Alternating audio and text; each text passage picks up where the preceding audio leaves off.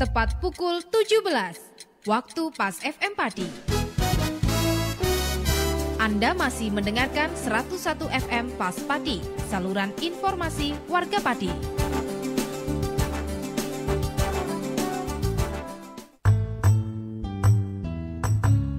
Saluran informasi warga Pati.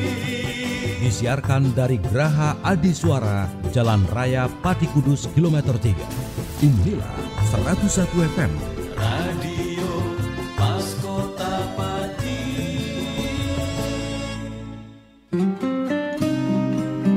Mitra Pas, saatnya Anda ikuti kajian tafsir Ibnu Katsir bersama Ustadz Abdul Kholik Syafi'i MPD Al-Hafidh, pengasuh Pondok Pesantren Yambu'ul Ulum, Sukolilo Pati. Selamat mengikuti.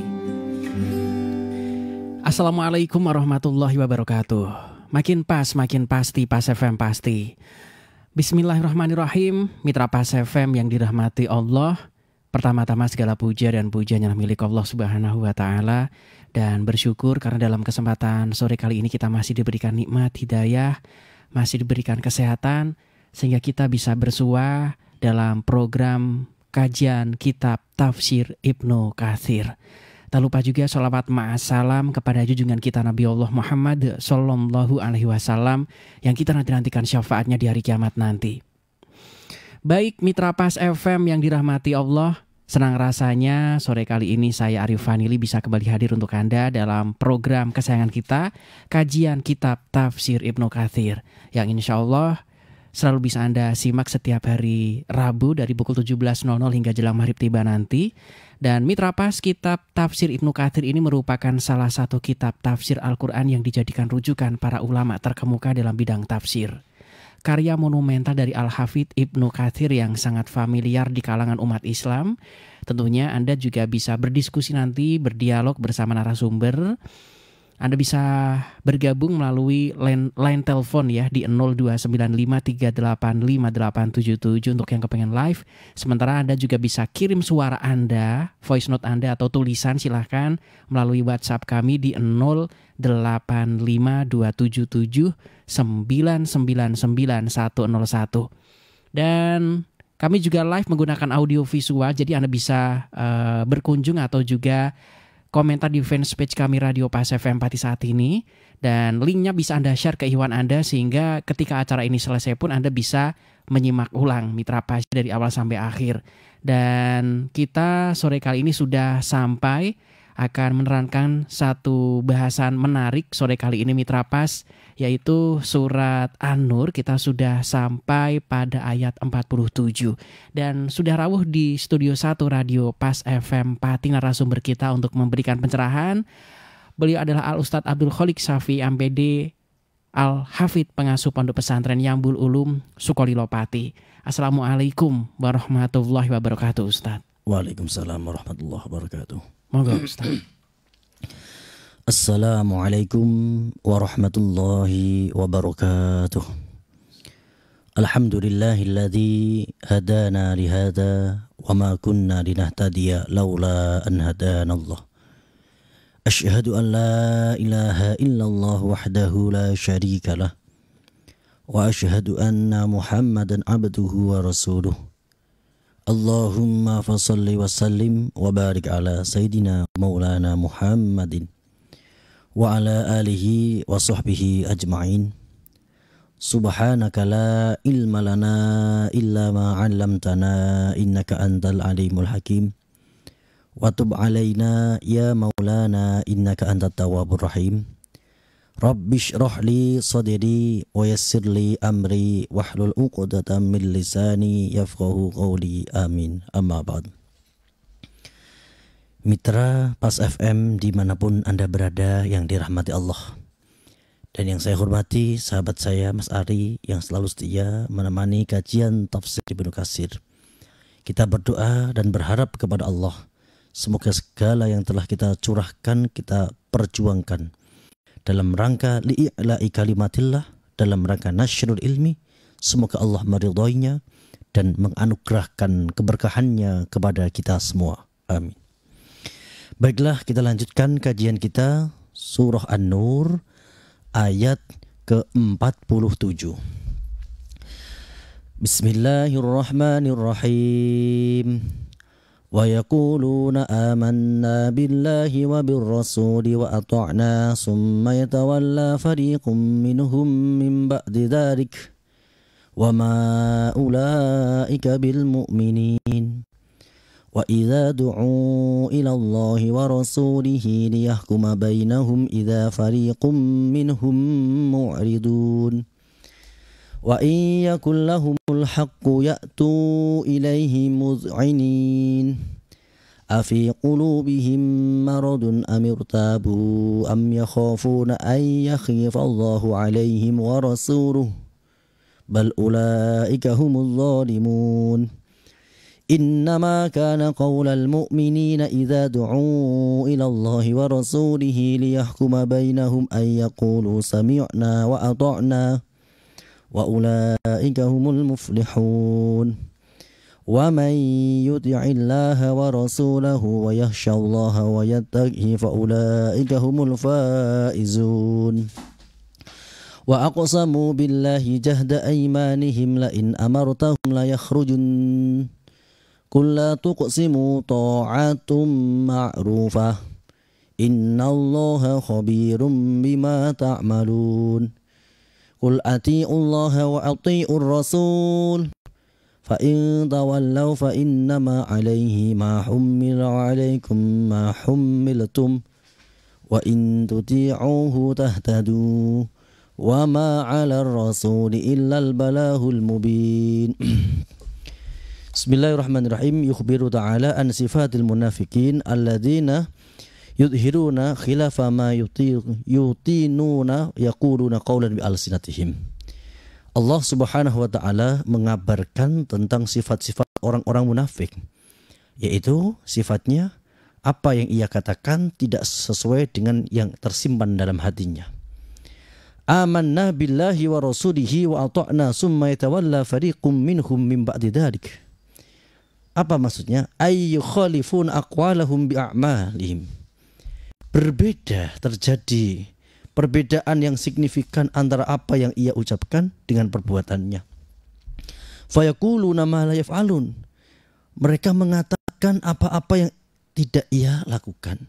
Walihada qala, karena ini Allah berfirman, wa ma ulaika bil mu'minin. Ucapan-ucapan orang munafik mengaku iman kepada Allah, mengaku iman kepada Rasulullah, sejatinya tidak seperti itu.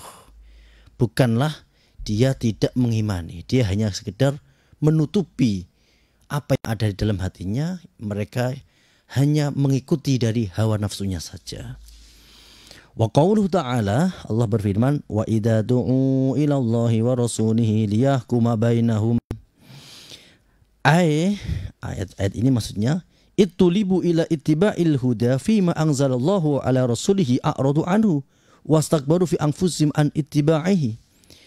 Apabila mereka dituntut, ya, diajak untuk mengikuti seruan dari Allah, seruan dari Rasulnya, mereka menolak. Ini yang dilakukan.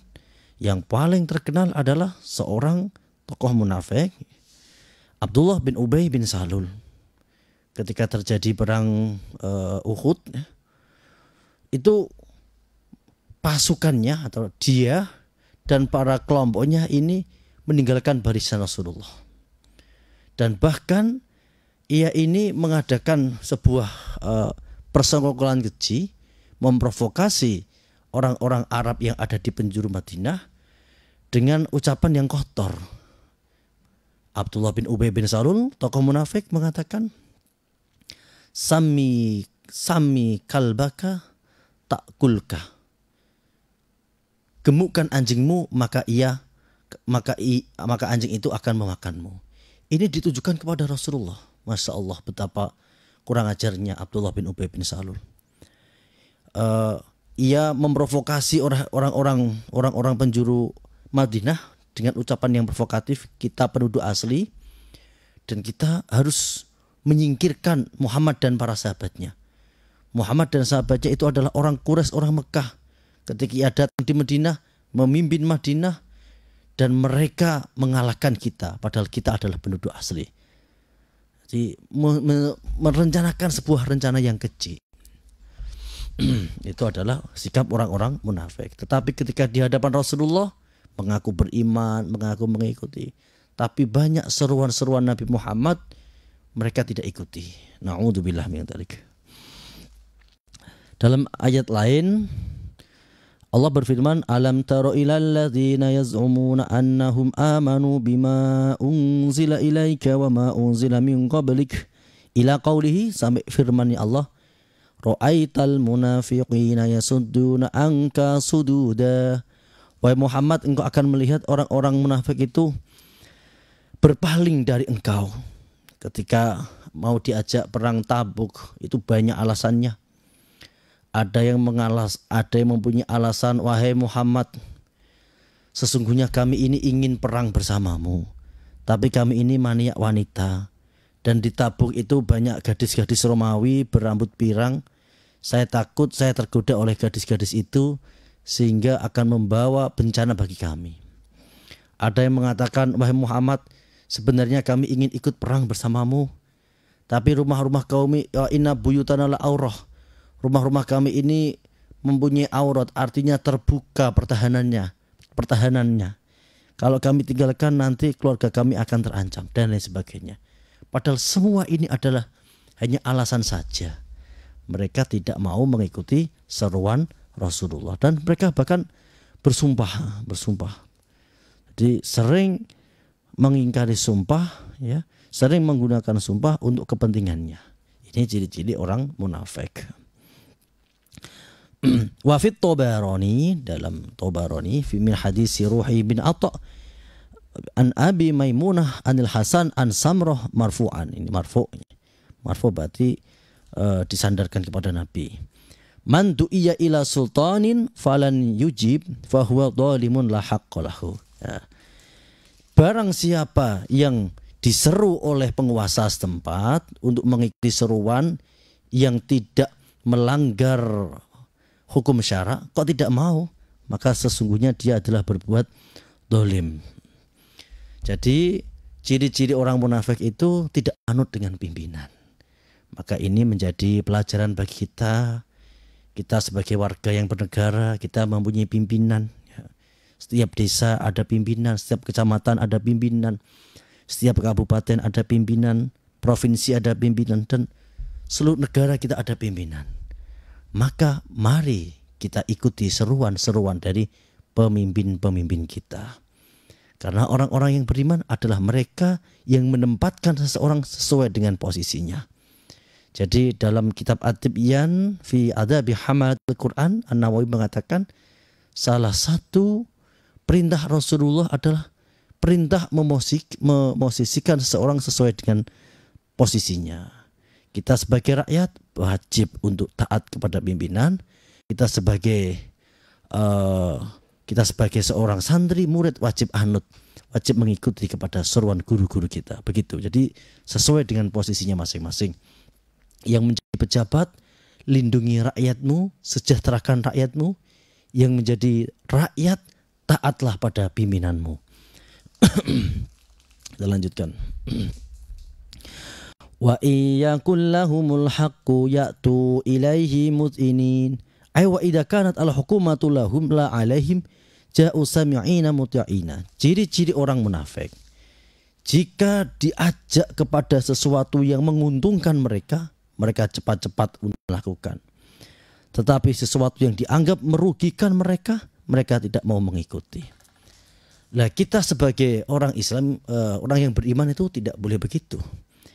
Karena yang menjadi syarat sah keimanan kita adalah at-taslim wal inqiyad. At-taslim artinya pasrah kepada hukum syara. Wal inqiyad meyakini kebenarannya. Ketika telah datang seruan dari Allah dan Rasulullah, maka tidak ada pilihan selain hanya sami'na wa ata'na. Kita mendengar dan kita taat. Jangan dipilih-pilih. Seperti iblis alaihi laknah. Sebenarnya iblis ini tidak mengingkari semua perintah Allah. Tidak. Dia hanya ingkar satu saja perintahnya Allah, yaitu diperintah sujud kepada Nabi Adam, dan ternyata tidak mau. Ketika di zaman Nabi Musa, iblis menemui Nabi Musa, minta atensi lantaran wasilah kepada Nabi Musa agar diberi taubat. Kemudian Nabi Musa bermunajat kepada Allah, muncullah jawaban iblis akan diterima taubatnya jika ia mau bersujud di makam Nabi Adam. Tapi apa jawaban iblis? Tampaklah wajah aslinya. Bagaimana mungkin, kata iblis, aku bersujud kepada dia, sedangkan dia ketika masih hidup saja saya tidak mau sujud kepadanya. Kok sekarang dia sudah mati saya diperintahkan sujud kepadanya? Tidak, saya tidak akan melakukan. Na'udzubillah min dzalik. Kita tidak boleh seperti itu. Jadi apapun, meskipun kadang-kadang hati kita ini belum siap, kadang-kadang banyak kepentingan, kalau memang ini adalah seruan Allah dan Rasulnya, maka harus at-taslim wal inqiyad. Sami'na wa ata'na. Jangan seperti orang munafik. Afi qulubihim maradun, al-ayah yakni la yakhruju amrahum an ayakuna fil qulubi maradun lazimalaha. Aw qad aradulaha syaqqan fid din aw yakhafuna aw yajurullaha wa rasuluhu alaihim fil hukmi. Wa ayyaman kana fahuwa kufrun makhidun wallahu alimun bikulli minhu. Jadi di dalam hatinya orang-orang munafik itu ada penyakit iri, penyakit sombong, penyakit ujub ya. Sehingga dengan egonya itu yang ada di hatinya ini menjadikan dia menjadi umat yang membangkang. Seperti tadi saya ceritakan, seorang tokoh bernama Abdullah bin Ubay bin Salul. Karena rasa egonya ia merasa berhak memimpin orang-orang Madinah. Dan kemudian ternyata Rasulullah yang menjadi pimpinan yang diidolakan.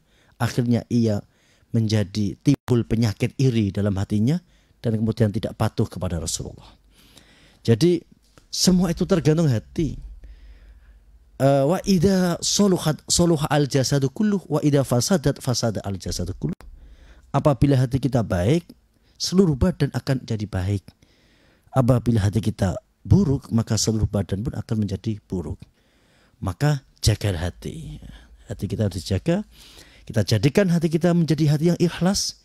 Kita jadikan hati kita menjadi hati yang qanaah, yang selalu menerima dengan ketentuan Allah Subhanahu wa taala. Bal ulaika humudz zalimun, ay bal hum adz-dzalimun al-fajirun. Orang yang seperti itu, orang-orang munafik tadi, yang tidak sama apa yang ia katakan dengan apa yang ia lakukan, apa yang ada di dalam ucapan dan apa yang dalam hatinya tidak sama. Ini adalah orang-orang zalim yang al-fajir, yang kurang ajar. Fajir itu kurang ajar. Wallahu wa rasuluhu mubarrauna mimma yadunnuna wa yatahamuna minal haifi wal juzi ta'ala wa rasulu an dzalik. Qala Ibnu Abi Hatim. Nah, ini ada riwayat dari Ibnu Abi Hatim. Hadatsana Abi, hadatsana Musa bin Ismail, hadatsana Mubarak, hadatsana Al-Hasan qala kana ar-rajulu idza kana bainahu ila an-nabi a'rada wa qala antaliku ila fulan fa anzalu hadhihi al-ayah fa qala an-nabi man kana bainahu wa bain akhi syai'un fadu'iya ila hukmin min ahkamil muslimin fa aba ayyujiba fa huwa dhalimun lahaqunha. Jadi dulu itu ada dua orang yang berselisih ya. Kemudian mendatangi Nabi, minta untuk Nabi menyelesaikan permasalahannya. Setelah diselesaikan ternyata satu di antara mereka tidak menerima. Ini adalah orang yang keliru ya, orang yang salah, orang yang munafik. Terus kalau di dalam tafsir Al-Munir Marah Labid karya Nawal Badani, ini asbabun nuzulnya adalah ini dari riwayat Ad-Dhahak ya. Suatu saat Al-Mughirah ibn Wa'il dan Ali bin Abi Thalib ini memiliki sebidang tanah secara berserikat. Kemudian tanah itu dibagi dua. Dan kebetulan Ali ini mendapatkan tanah yang tidak begitu mendapatkan pasokan air. Untuk mendapatkan air sangat kesulitan. Al-Mughirah berkata kepada Ali, jika engkau mau, kau jual, akan aku beli. Akhirnya Ali setuju dan kemudian dibeli oleh Al-Mughirah. Setelah dibeli berapa hari kemudian, Al-Mughirah mendatangi Ali bin Abi Thalib, meminta uangnya dan tanahnya mau diberikan. Ali tidak mau, karena alasannya bahwa jual beli itu sudah selesai, jadi tidak ada tawar-menawar lagi. Akhirnya Ali menawarkan sebuah solusi, mari kita minta dihukumi ya, minta diputuskan oleh Rasulullah Muhammad. Ternyata Al-Walid tidak mau karena ia tahu bahwa nanti keputusannya akan merugikan dia. Nah, ini juga salah satu ciri-ciri orang munafik. Jadi kita orang beriman itu ya ini nanti ayat berikutnya ini nama. Innama kana qaulal mu'minina idza du'u ila Allahi wa rasulihi liyahkuma bainahum ay yaqulu sami'na wa ata'na wa ulaika humul muflihun. Ay sam'an wa ta'atan ya. Walihada wasafahum ta'ala bil falah wa huwa nailul matlub was salamah minal mazhubi faqala ta'ala wa ulaika humul muflihun. Wa qala Qatadah fi hadhil ayah ayaqulu sabina wa ta'na tikrulana ana Ubadah bin Samit wa kana Uqaybah badriyan ahadana nuqaba al-ansari annahu lama hadat al-mautu qala li bin akhihi Junadah bin Abi Umayyah. Jadi ini ada riwayat ya dari seorang sahabat Nabi yang mengikuti perang Badar. Namanya adalah Ubadah bin Samit. Ketika ia mendekati kematiannya, ia berwasiat kepada keponakannya. Wasiatnya begini. Ala unabbi'uka bimadza 'alaika wa bimadza laka. Bukankah aku telah berwasiat kepadamu tentang apa yang menjadi kewajibanmu dan apa yang menjadi hakmu? Qala, keponakannya berkata, bala, iya. Qala fa in 'alaika as-sam'a wa ta'ata fi usrika wa yasirka. Wajib kepadamu untuk selalu taat sam'an wa ta'atan kepada pimpinanmu. Ya, ini melandasi juga kenapa Ahlus Sunnah wal Jamaah selalu menekankan kepada umatnya untuk taat kepada pimpinan, melarang satupun memberontak pimpinan, karena memang sanad kita sampai kepada sahabat, sampai kepada Nabi, atiullah wa atiur rasul wa ulil amri. Jadi kita taati pimpinan-pimpinan kita di saat lapang ataupun di saat sulit, wajib taat kepada pimpinan. Misalkan terjadi seperti kemarin ya, terjadi bencana COVID-19 ya, prokes ya, masker, terus kemudian vaksin, ya kita taat. Karena perintahnya adalah taat pada pimpinanmu di saat lapang dan di saat sempit. Artinya di saat bahagia dan di saat sedang kesusahan. Wa mangsyiduka wa makruka wa asadu alaika wa alaika an tuqima lisanaka bil adli. Terus lagi Ubadah bin Samit juga berwasiat taat pada pimpinanmu di saat kau bahagia atau di saat kau sedang susah. Wa alaika an tuqima lisanaka bil adli. Dan kamu harus selalu lisanmu dijaga untuk berbicara yang adil, yang benar. Wa alla tunazi'a al-amra ahlahu illa ayyamuruka bimaksiatin. Jadi jangan sekali-kali menentang pimpinanmu kecuali ia memerintahkan untuk berdurhaka kepada Allah dan Rasulnya. Wa qala Qatadah, Imam Qatadah, dzakarolana ana Abu Darda qol. Ini Qatadah meriwayatkan dari Abi Darda. Qala Abi Darda mengatakan la islama illa bi taatillah. Bukanlah Islam ini tidak akan jaya kecuali dengan taat kepada Allah. Atau belum diakui keislaman seseorang kecuali ia taat kepada Allah. Wala khaira illa fi jamaah. Tidak ada kebaikan kecuali dengan bersama-sama. Maka ini adalah persatuan. Bagaimana pentingnya kita ini jangan sampai tercerai-berai. Di saat mendekati pemilu seperti ini nanti banyak provokasi, banyak berita hoax. Kita harus tetap bersatu karena tidak ada kebaikan kecuali dengan bersama-sama. Wa nasihatu lillahi wa li rasulihi wa lil khalifah wa lil mu'minina amah. Dan agama ini nasihat untuk Allah, li rasulih wa lil khalifah. Artinya Allah memerintahkan kita untuk menghormati sesuai dengan posisinya masing-masing. Menghormati ulama, mentaati pimpinan dan begitu seterusnya. Wa qala dzukira lana ana Umar bin Khattab radhiyallahu anhu kana yaqul. Umar bin Khattab mengatakan urwatul Islam syahadatu alla ilaha illallah. Jadi talinya Islam itu adalah syahadat. Jadi ketika orang sudah mengucapkan syahadat berarti sudah terputus dari semua bentuk kekafiran. Qul lil ladzina kafaru iyantahu yufar lahum ma qad salaf. Katakan wahai Muhammad kepada orang-orang kafir, jika ia mau berhenti dari kekufuran maka akan diampuni dosa-dosanya yang telah terlewati. Bagaimana cara menghentikan kekafiran? Tentu dengan ucapan asyhadu alla ilaha illallah wa asyhadu anna Muhammadar Rasulullah. Orang yang kafir 70 tahun ketika sudah mengucapkan kalimat syahadat, maka yughfar lahu ma qad salaf. Maka untuk mendapatkan ampunan kita juga bisa memperbanyak la ilaha illallah, la ilaha illallah. Kemudian wa iqamis shalah wa itaiz zakah. Ya, termasuk talinya Islam adalah dirikan sholatmu. Tali Islam adalah tunaikan zakatmu. Wa ta'ati liman walahu Allah amarul muslimin, dan taat kepada pimpinan-pimpinanmu. Jadi ini pentingnya bagaimana kita membangun diri kita menjadi insan yang taatnya. Karena Rasulullah memerintahkan, di antara wasiatnya Rasulullah, taati pimpinanmu meskipun yang akan memimpinmu adalah seorang budak. Begitupun para khulafaur rasyidin, ulama-ulama, begitu terus. Karena dengan taat kepimpinan akan menjadi stabil negara. Kalau negara menjadi stabil, tidak terjadi pemberontakan, tidak terjadi huru-hara, ibadah juga tenang, pendidikan juga tenang, kegiatan pembangunan juga tenang, dakwah pun tenang. Jadi salah satu hikmah dari ketenangan itu bagaimana yang dialami Rasulullah di saat selesai melakukan perjanjian Hudaybiyah. Meskipun beberapa poin ini merugikan, tapi dengan perjanjian damai ini, dengan suasana yang stabil, orang-orang kafir yang pada waktu itu di Mekah itu bisa berpikir secara jernih.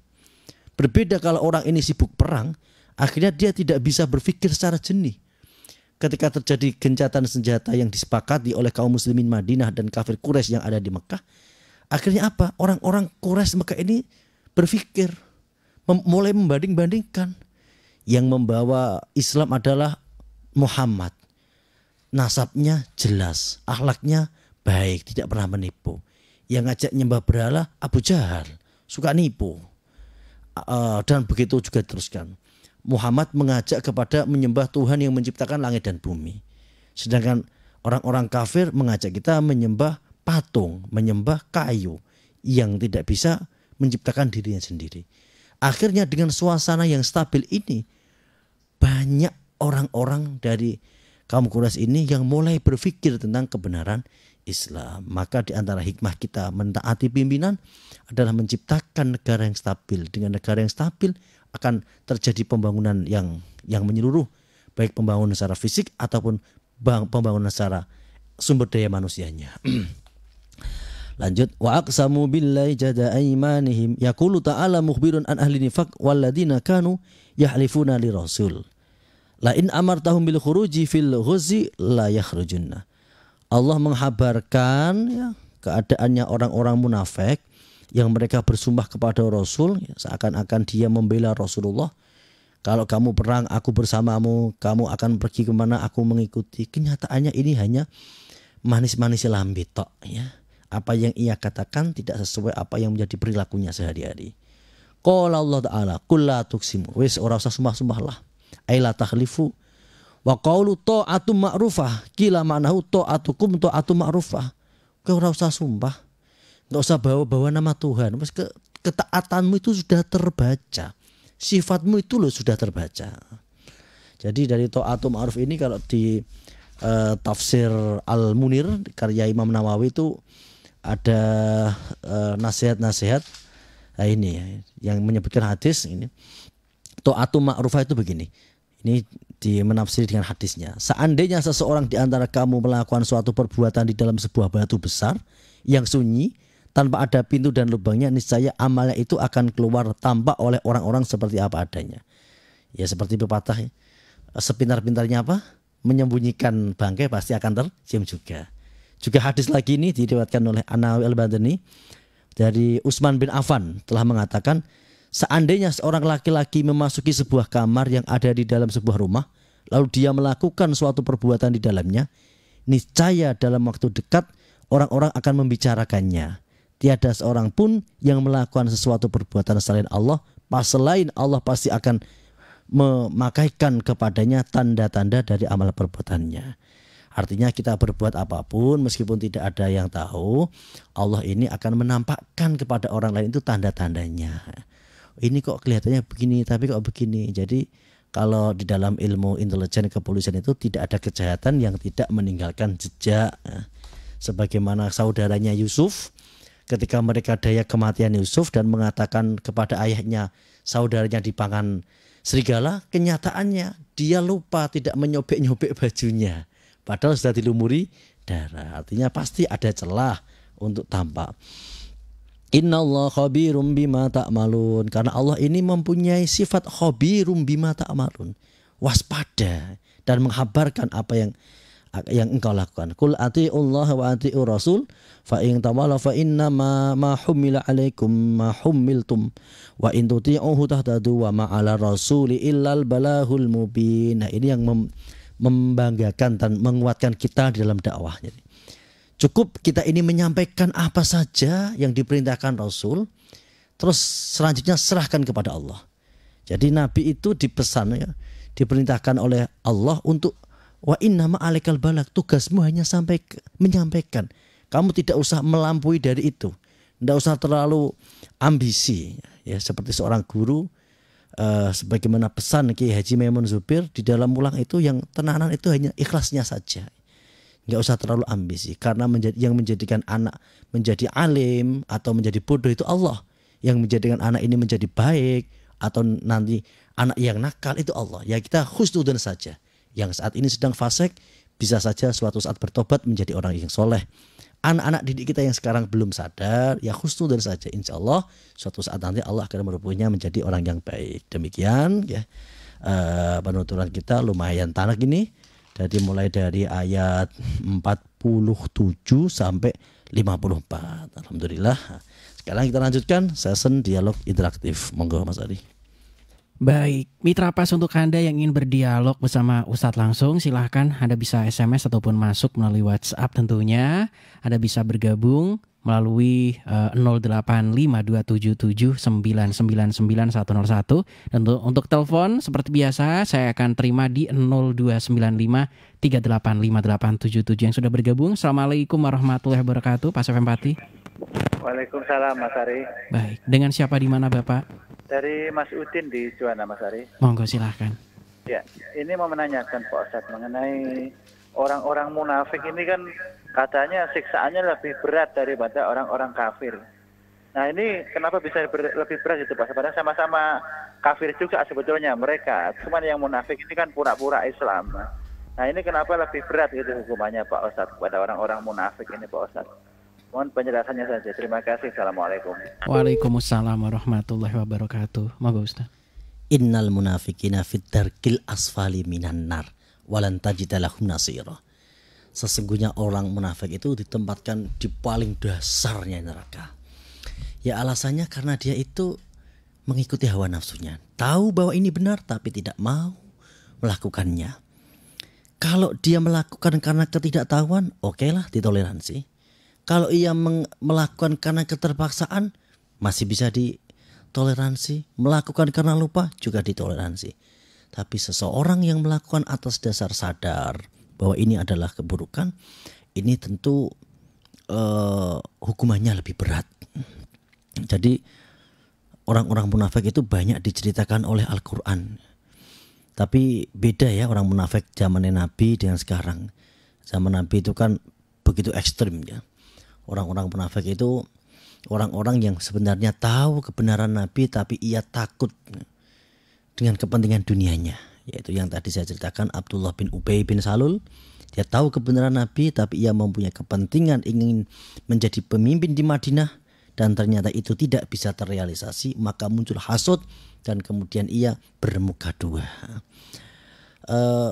Tapi yang menjadi sebuah pelajaran, Nabi ini ternyata juga menjaga hubungan sosialnya. Padahal tahu kalau Abdullah bin Ubay bin Salul ini memusuhinya, mengatakan yang dengan kata yang keji. Tapi ketika Nabi ditemui oleh anaknya Abdullah bin Ubay bin Salul untuk mensolati takziah di kematiannya, Nabi itu mau karena anaknya itu santrinya Nabi, anaknya itu baik. Dan itu yang ditiru ulama-ulama kita ya Ustadz ya. Mungkin saat ini orang tuanya ini jahat, nanti anaknya soleh. Orang tuanya tidak bisa baca Al-Quran, anaknya hafid Al-Quran. Tapi itu begitu. Jadi hikmah ketika Nabi ini datang di kematiannya Abdullah bin Ubay bin Salul, bahkan bajunya, jubahnya diminta, dikasihkan, disuruh diludahi. Tapi ketika Nabi mau sholat, datanglah Jibril dan memberikan larangan, wala tusalli ala ahadi minhum mata abadahu. Ini berkah sosialnya, sikap sosialnya Nabi ini. Ada kurang lebih 1000 pengikut Abdullah bin Ubay bin Salul yang kemudian bertaubat dan menjadi orang yang taat. Maka kita sering jumpai para ulama-ulama kita selalu husnudon kepada siapapun. Terima kasih. Baik, untuk Anda Mitra Pas yang ingin bergabung, Anda bisa masuk ya, berdiskusi melalui line telepon di 0295385877. Kemudian SMS WhatsApp di 08527799999101. Yang sudah masuk dari Mas Imam, Assalamualaikum warahmatullahi wabarakatuh Ustadz. Waalaikumsalam warahmatullahi wabarakatuh. Mas Imam atau Pak Imam menanyakan begini, Ustadz, di saat-saat seperti ini kita ini dulu juga pernah dari madrasah ibtidaiyah, diniyah, pokoknya tahu beberapa dasar-dasar hukum. Tetapi karena suatu keadaan, suatu kebijakan-kebijakan dari perusahaan, sehingga seolah-olah apa yang kita lakukan kok rasa-rasanya kita ini bagian dari munafik itu sendiri, nggih. Saya juga merasa bahwa takut apa yang saya lakukan ini seperti yang tadi disampaikan generasi-generasi munafik pada saat adanya Kanjeng Nabi. Cuman sekarang ini kan tidak begitu kentara. Kita juga menyukai beberapa hal-hal yang kadang dilarang oleh agama, seperti kemaksiatan yang ada di mana-mana dan lain sebagainya. Terkadang itu juga bagian dari pekerjaan kita. Mohon pencerahannya akan hal ini, Ustaz. Hasibu anfusakum qabla an tuhasabu. Jadi hisablah, hitunglah amalmu sebelum nanti kamu dihisab oleh Allah. Jadi perasaan-perasaan seperti itu sebenarnya baik. Jadi merasa kita salah, merasa kita banyak dosa, sehingga kita meratapi di sepertiga maram, sehingga kita tidak ada perasaan sombong. Ini adalah suatu hal yang baik.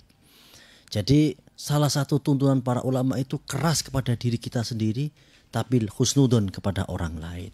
Jadi harus begitu. Jadi harus merasa jangan-jangan saya ini bagian dari orang munafik, jangan-jangan ayat ini saya masuk ke dalam itu, ya Allah. Kemudian jangan hanya berhenti di perasaan itu saja.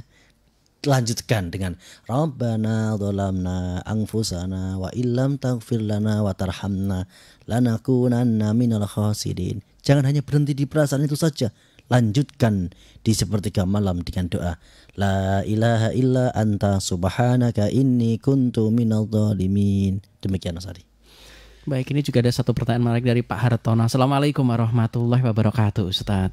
Waalaikumsalam warahmatullahi wabarakatuh. Lagi-lagi ada kaitannya dengan perang Israel dan Palestina ini. Dari Pak Hartono menanyakan sikap dari beberapa negara-negara di Arab Saudi yang kita semua tahu kerjasamanya lengket dengan Amerika Serikat. Karena beberapa persenjataan, pesawat tempur itu juga belinya dari Amerika Serikat. Ini masih anget-anget untuk membantu saudara-saudara kita yang ada di Palestina. Ini jangan-jangan juga dari sudut pandang saya pribadi, ini juga orang-orang munafik menurut saya. Dari Pak Hartono Kejemin. Menurutnya Ustaz, kita harus husnudonnya. Namanya politik itu tidak bisa menggunakan penalaran secara general. Arab Saudi itu adalah negara Khadimul Haramain yang di dalam menjamin keamanan Mekah dan Madinah. Kalau ia terlalu terlibat politik aktif di luar negeri, ini nanti akan membahayakan. Karena Arab Saudi ini kan berada di lingkungan konflik yang banyak. Arab Saudi ini kenapa ia akrab dengan Amerika? Ya alasannya untuk menjaga keamanan negaranya. Terus kita juga tahu sebenarnya dari Arab Saudi itu banyak sekali memberikan donasi-donasi uang lah. Donasi-donasi uang itu kepada Palestina yang tidak terekspos. Jadi itu membantu itu kan dengan banyak hal. Iran membantu dengan senjatanya kepada Hamas dan Hizbullah. Kemudian Suriah juga seperti itu. Tetapi Arab Saudi ini kan politiknya seperti itu. Seperti Turki juga. Turki itu kan Erdogan selalu menyatakan keras, tapi tidak melakukan tindakan yang konfrontasi yang frontal. Karena ini adalah menjaga politiknya, kedamaian di antara Timur Tengah. Jadi kita harus husnudon ya. Semua negara-negara Arab ini meskipun dia lengket dengan Amerika, tapi tetap dia ini masih ada ukhuwah keislaman, ukhuwah islaminya kepada saudara-saudara di Palestina. Mungkin dengan cara yang berbeda. Demikian Mas Adi. Ya, kita harus segera closing Ustaz karena sesaat lagi maghrib tiba. Monggo Ustaz. Bismillahirrahmanirrahim. Allahumma salli ala Sayyidina Muhammad wa ala ali Sayyidina Muhammad. Alhamdulillahi Rabbil Alamin. Ya Allah, Ya Rahmanirrahim, kami memohon kepadamu ya Allah, selamatkan kami, bersihkan kami dari sifat-sifat munafik ya Allah. Jagalah kami agar kami selalu terhindar dari ciri-ciri orang munafik yang tidak bisa dipercaya perkataannya, yang dihianati selalu mengingkari, yang diamanai tidak bisa. Semoga Engkau bersihkan kami dari segala itu. Ya Allah, berikan semangat agar kami selalu beribadah kepadamu, tidak bermalas-malasan sebagaimana sifat-sifat orang munafik. Dan jadikan hati kami selalu mempunyai sifat at-taslim wal inqiyad, teguh, meyakini dan memasrahkan sepenuhnya kepada syahadat Nabi Muhammad SAW. Rabbana atina fid dunya hasanah wa fil akhirati hasanah wa qina adzabannar walhamdulillahi rabbil alamin. Demikian, kurang dan lebihnya mohon maaf. Akhirul kalam wal afu minkum. Wassalamualaikum warahmatullahi wabarakatuh. Waalaikumsalam warahmatullahi wabarakatuh. Mitra Pas, nantikan kembali kajian kitab Tafsir Ibnu Katsir Rabu depan. Terima kasih untuk kebersamaan Anda. Saya Arif Vanili beserta kerabat kerja Radio Pas FM Pati pamit. Informasi Pas FM pasti. Wassalamualaikum warahmatullahi wabarakatuh. Mitra Pas, demikian tadi telah Anda ikuti kajian Tafsir Ibnu Katsir bersama Ustadz Abdul Kholik Syafi'i MPD Al-Hafidh, pengasuh Pondok Pesantren Yambu'ul Ulum, Sukolilo Pati. Kajian Tafsir Quran Ibnu Katsir di Radio Pas FM Pati bisa Anda ikuti kembali pada Rabu minggu depan. Anda juga bisa mengikuti kajian rutin malam Jumat Tafsir Ibnu Katsir ba'da maghrib, diawali sholat berjamaah di Masjid Al-Istiqomah, Jalan Sunan Prawoto, Sukolilo. Dan setiap selapanan malam Jumat Wage jam 7 malam ba'da sholat Isya.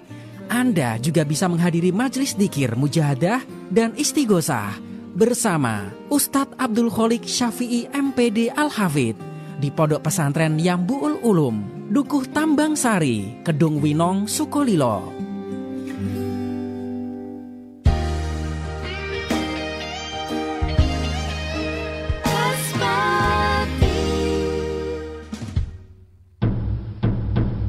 Saat sholat maghrib telah tiba.